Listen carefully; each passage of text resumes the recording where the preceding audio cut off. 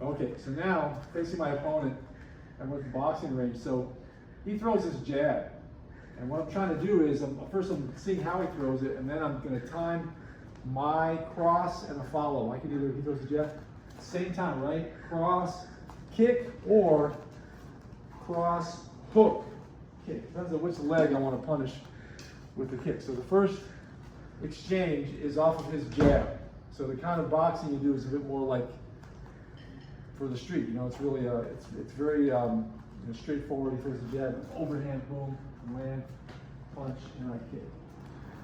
So then off of that, he does the same to me, where when I throw a jab, he comes over top and he follows up, and as he kicks, what I want to do is have the presence of mind to catch that leg, okay? And guard against it being a high kick. You can catch it this way, or you can catch it this way if you intend to cross it over. This would be actually pretty good because when I take him down, I won't be in his guard.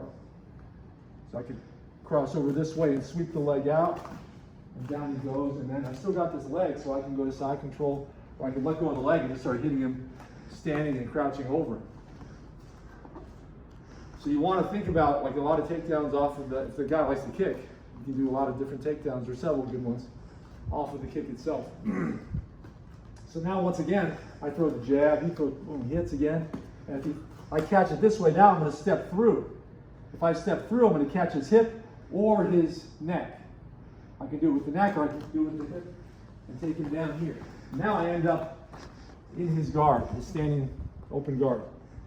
From here, I want to clear these legs. I can go hips forward and clear them aside, or I can kind of back away a little bit and start to do this side to side, kind of like a bullfighter, to get right down in side control. However, again, he's going to try to turn into me to get out, so I'm going to be in modified scarf right away. I'm not going to try to stay level like this.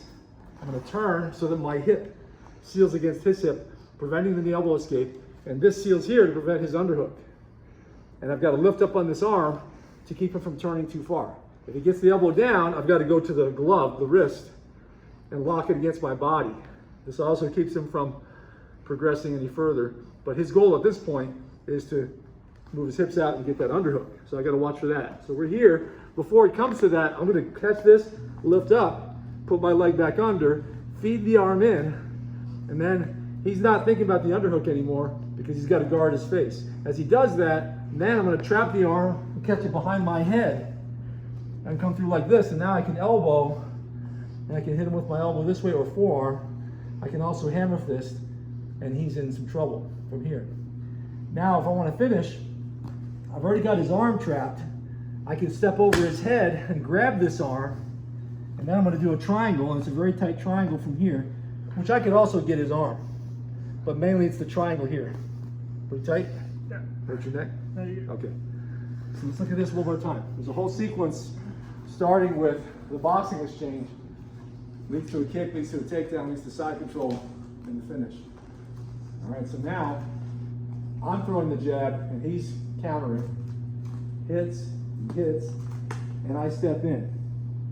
I take him down. All right. I can clear this way too. He'll have the tendency to roll away and go to turtle though, so you got to watch for that. If I do here, modified scarf from hitting, that gets him to guard his face and think less of getting that underhook. But I'm just keeping this tight. My hip is tight, my arm is tight. He has to get on his side and move his hips to get the underhook. He can't fit that arm under my armpit itself. He's got to move out and get that. So I'm not letting him, every time he moves his hips, I follow the hips with my hips, and I keep lifting on this arm so he can't get his hips out and get on the side and get the underhook. And from here, trap that arm, keep hitting. This arm has to cover his face. I'm hitting, then trap it this way, then I'm elbowing. I might end up finishing the fight here. A couple good shots there will do it, but I could also step over, keep this arm, and I wrap behind. Now, if I want to close this up, I can also lean extra far this way and come back. And it's very tight, because sometimes if it's hard to close, it's because you're on this side. You lean over this way, and then that allows that leg to fit through. And then I can come back and squeeze him.